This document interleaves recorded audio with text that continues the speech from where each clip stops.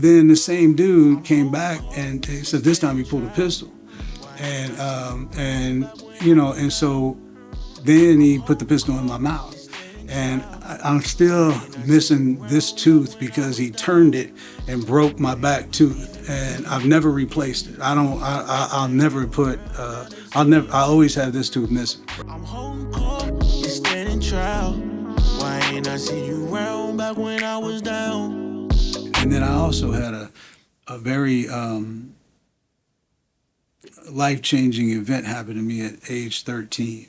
And so, and I've never even told that story, but at 13 is when I decided to give up the idea of fear completely. And it's because of a traumatic experience, right? And I'll go ahead and share some of it with you. So when I was younger, my father got into a really, really bad car accident the exact same night that the Hyatt Regency collapsed and killed other people. Yep. My dad was a passenger, drunk off his with another drunk dude driving, doing 100 and something miles an hour into a bunch of parked cars, and he ended up in the hospital for a long time, broken everything, ankles, spleen, neck, he was up. And then his hard-headed Irish, obviously didn't take the time to heal. He was a man's man, so he fucked himself up. And then then he got hooked on all the pain pills, Percodan, Percocet, and when that shit don't work, you go to Dilaudid, and when that shit don't work, you start shooting shit, like all this stuff, right? And when you do all of that, you have to do something to go back up. Yeah. And so, when he had some money, he was doing cocaine and things like that. And then so when that doesn't go right, but during this time, it was a turbulent time in my house, and I'm already in a volatile environment. There's 7 of us living in a 900 square foot house, and there's my brothers, they're beating people up and doing wrong. So I had this event happen, man. My mom used to, be crying in her bedroom because these dope dealer dudes would be bringing pills over to the house, be bringing this Dilaudid and then, and then he'll dilute and shoot that. He got to that point where he was in so much pain that that's the only thing that could take it away. You know what I mean? And so, I thought I was going to fix some of these problems by when the dope dealer and his wife came over, and he got out the car to bring more pills into my house. You know what I'm saying? So at 13 years old, bam, bam, bam, tapped him up, like beat his in the front yard, and said, "Man, don't come over here no more with this. Like you're killing him," and And so I did that, and then it wasn't but a week later, dude came back to the house and was in the front yard again. I'm like, okay, I'm gonna get this again. And keep in mind, I'm beating this dude up, and I'm 13 years old, right? Were you a big 13? I was a big 13. Okay. Yeah. Not as big as my son. Yeah. My son is huge, but I was a big 13. Okay. But I was a mean 13. Like I grew up fighting brothers and shit, you know what I mean? I was the littlest, and they beat my sisters actually beat my more than my brothers did.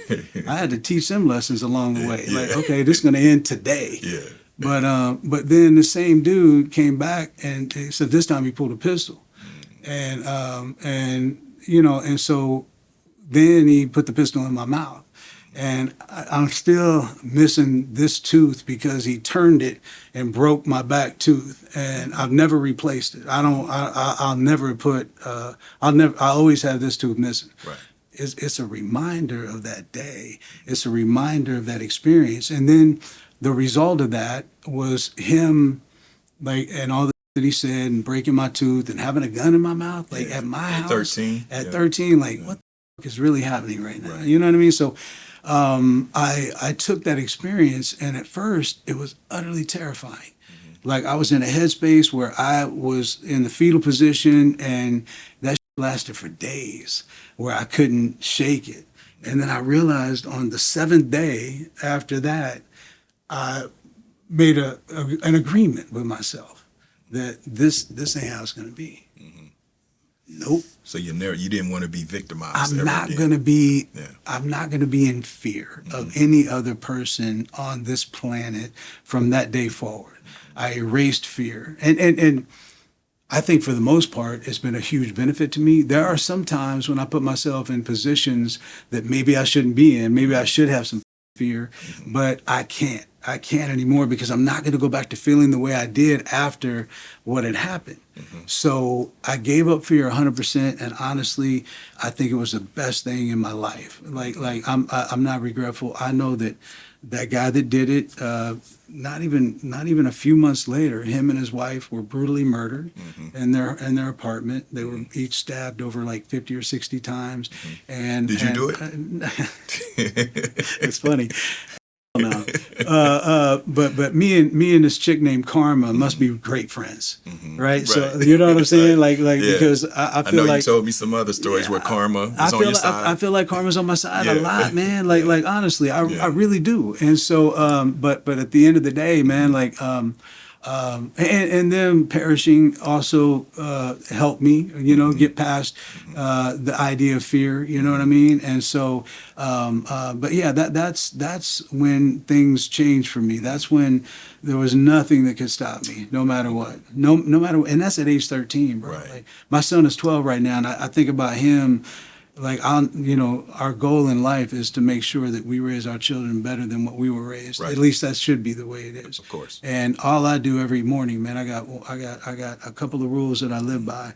I wake up. One thing I want to accomplish today. What can I do to impress my children? That's number one for me. Number one is what can I do to have them think they got a cool dad? Yeah. That they got somebody they can look up to. Number two is I love to do the same and impress my wife. You know what I mean?